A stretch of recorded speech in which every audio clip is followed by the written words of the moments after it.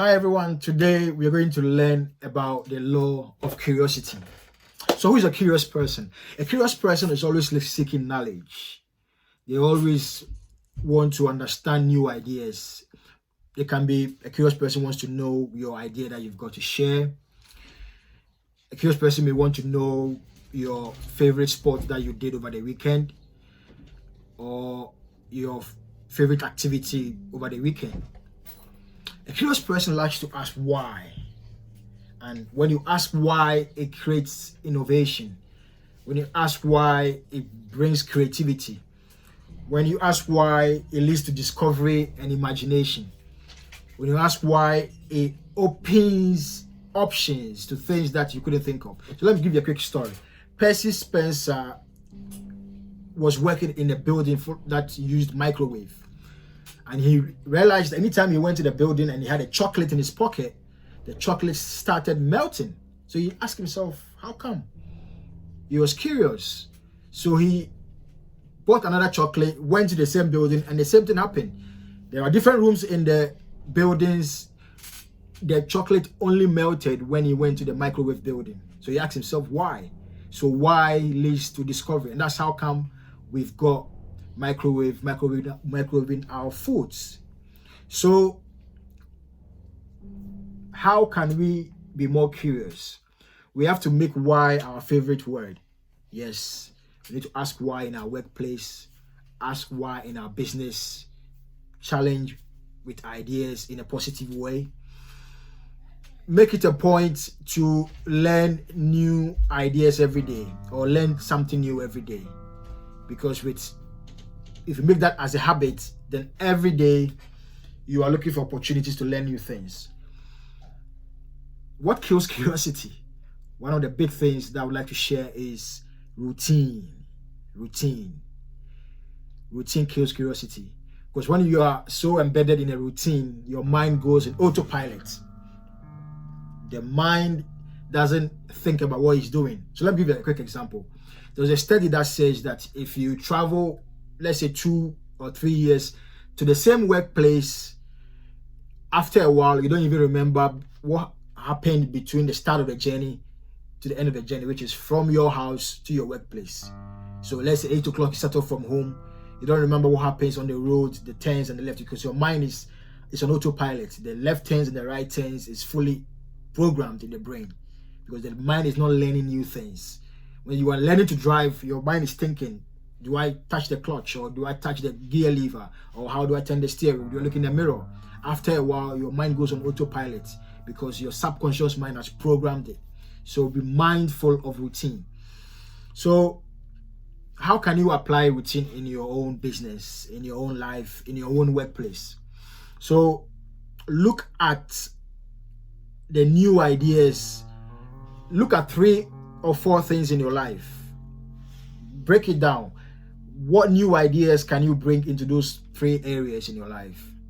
Sometimes the new ideas can be old ideas that has been overlooked because of your perspective was different. Let me give you a quick example. I read a book recently. That's the first time I read it was over 10 years ago. Now, I read a chapter and I thought, how come I never knew this? But in my mind, I thought I had read the book over 10 years ago. But when I went back to it 10 years later, why? Because it's the same book, the same idea, or it's probably old ideas in the book, but my perspective has improved. My understanding has improved. My knowledge has improved. My wisdom has improved. The way I process information has improved. So it was still the same old idea. So don't overlook the old ideas. There are things in your life or in your business or in your workplace that you may have thought, yeah, this is how it's going to be. Have another look. Have a second look at it. The next way to apply is to think outside the box. And I know it's an overused way, think outside the box. But in thinking outside the box means that in your workplace, in your business, it's full of rules. Now those rules create restrictions. So when you want to be curious and come up with new ideas, sometimes you are overturning these rules. And change, you will come across people who say, we've never done this way. I've worked here for 20 years. I've done this business for 20 years. I've never done it this way. You'll be challenged But we know all the disruptors like Amazon and Tesla who have come in the market and done things differently. Or Apple who came in the market and done things differently. And now there is no Nokia phone, or there's no Motorola as it used to be. So be mindful of the areas where you want to apply curiosity and make improvement. Don't say, this is not my job. Yes, because if you're coming with the curiosity with new ideas, you'll be challenged. Be okay with facing the fear of looking foolish at times with your curiosity, with your new ideas. So a quick story. Ignaz Semmelweis was a doctor who invented washing hands. So he realized that over 50 years ago, or probably 100 years ago, you can check it out, who invented the washing of hands. When he invented it, he told his colleague doctors that we need to start washing hands before we start operating at the theater. He realized that anytime he washed hands, the death rate of the woman he was delivering was getting low.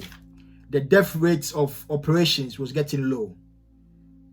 But his colleagues didn't listen. He was mocked at, he was laughed at, and fast forward decades later, everyone is praising the washing hands, or everyone now knows the essence of washing hands. So you have to be comfortable at times of looking stupid in the moment. Yes, because it's a new idea.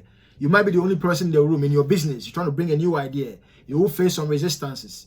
It may be a business you've owned, or is it a new company you've joined and you've come up with new ideas. And so we did it 10 years ago and it failed. So who are you to come up with these new ideas?